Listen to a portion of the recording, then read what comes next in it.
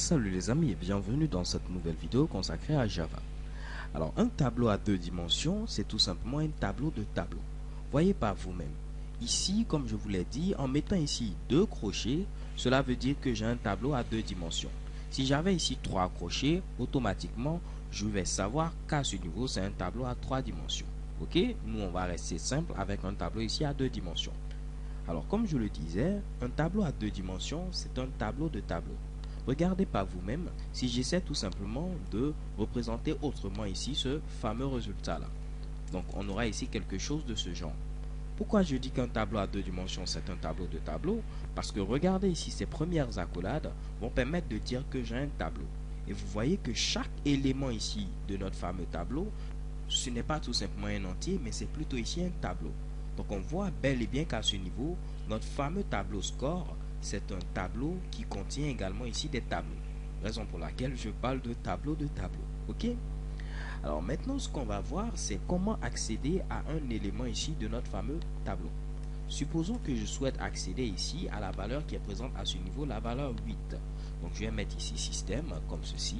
Ensuite, je vais rajouter ici notre fameux out et je vais mettre ici .println. Ok? Donc là maintenant, c'est à nous de pouvoir spécifier quelle est la valeur à laquelle on souhaite tout simplement accéder. Alors si on était dans un tableau classique, j'avais ici par exemple ici 0 et j'avais à ce niveau tout simplement 2. Oups, je mets ici par exemple ici 2. L'élément qui est présent à ce niveau va représenter l'élément à la position 0 et celui-là l'élément à la position 1. C'est pareil que ce qu'on a ici à ce niveau-là. Ce premier tableau, par rapport à notre grand tableau qui est présent à ce niveau, va représenter ici l'élément à la position 0. Et ce second tableau va représenter tout simplement l'élément à la position 1. Donc si je viens à ce niveau et que je mets ici score comme ceci, et je mets en crochet tout simplement ici 1, cela veut dire que je veux accéder à l'élément à la position 1 de notre fameux ici tableau score. Mais lorsqu'on regarde ici, l'élément à la position 0, c'est ce Mitsubishi là, mais l'élément à la position 1, c'est ce second tableau là. Donc on accède bel et bien à ce second tableau là. Maintenant, vu que je vais accéder maintenant à la valeur 8, je suis déjà au niveau de ce second tableau. Pour pouvoir accéder à la valeur 8, je vais dire que je souhaite accéder à l'élément à la position 2. Parce que l'élément à la position 0 de ce tableau, c'est la valeur ici 5. L'élément à la position 1, c'est tout simplement ici 6. Et l'élément à la position 2, c'est à ce niveau maintenant 8. Donc là, je n'aurai qu'à mettre ici crochet et je mets ici tout simplement 2. En mettant cela, j'aurai bel et bien ici comme résultat 8. Je vais d'abord vous le prouver. Je lance l'exécution. Et à ce niveau, chez Kebam, j'ai bel et bien ici 8. Donc ici, notre premier indice va faire référence tout simplement au premier tableau qu'on souhaite indexer. Et le deuxième indice va permettre ici de pouvoir indexer également un élément au niveau de notre tableau qui a été tout simplement choisi au préalable. Donc en petit exercice, mettez tout simplement la vidéo sur pause et essayez d'accéder cette fois-ci à la valeur 8 qui est présente au niveau ici de notre premier tableau là, ce 8 là.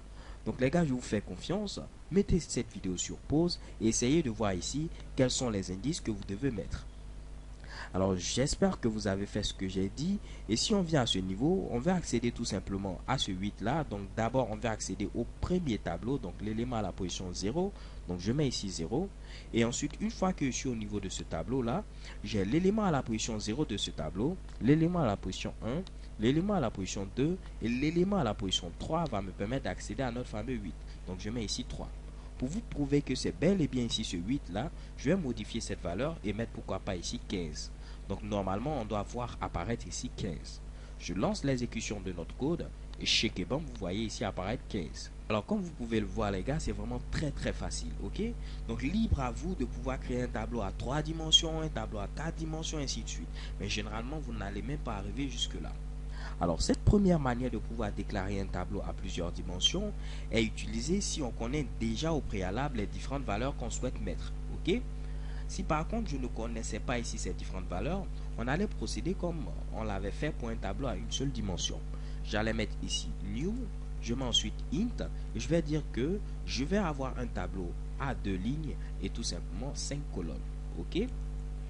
Ou pour ne pas se fatiguer, je vais mettre un tableau à 2 lignes et pourquoi pas ici 2 colonnes. Donc là, si on essaie de représenter ceci, je vais rapidement ouvrir le logiciel Paint, histoire de vous montrer ce qu'on a. J'ai dit que c'est un tableau à 2 dimensions de 2 lignes et de 2 colonnes. Donc normalement, je vais avoir quelque chose de ce genre-là. Je vais prendre ici mon fameux crayon pour pouvoir représenter ceci. Donc on voit bel et bien à ce niveau, j'ai un tableau à 2 lignes et ici 2 colonnes. Donc ce premier élément qui est présent à ce niveau va représenter l'élément à la ligne 0 et à la colonne ici 0. Celui-là va représenter l'élément à la ligne 0 et à la colonne ici 1. L'élément à la ligne maintenant 1 et à la colonne ici 0. L'élément à la ligne 1 et à la colonne ici 1. Donc j'aurai ici 0, 0, 0, 1, 1, 0 et 1, 1. Donc je pourrais ici par la suite venir mettre, pourquoi pas ici score comme ceci. Je vais mettre ici score 0 et je mets ensuite ici un autre crochet 0. Je vais mettre comme valeur ici 5.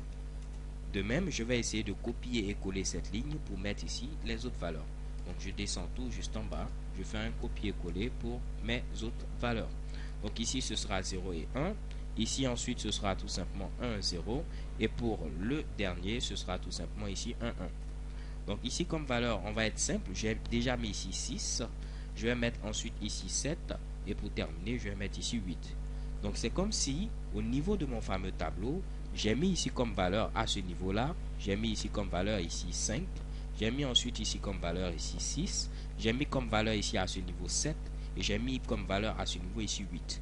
Donc si je mets ici tout simplement $score et je mets ici 0, 1, donc normalement je dois avoir apparaître ici ce 6 qui est présent à ce niveau là. Ok, donc je tente de lancer l'exécution de ce Mushibushi et chez Keban vous voyez ici apparaître 6. Par contre, si j'avais mis ici 1, 1, je dois avoir apparaître ici notre fameux 8 qui est présent à ce niveau-là. Je lance l'exécution de notre code et qu'est-ce que vous voyez? Chez Kebam ici 8.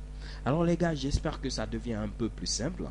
Dans la vidéo suivante, nous allons voir comment parcourir maintenant avec une boucle for, par exemple, un tableau à 2 dimensions.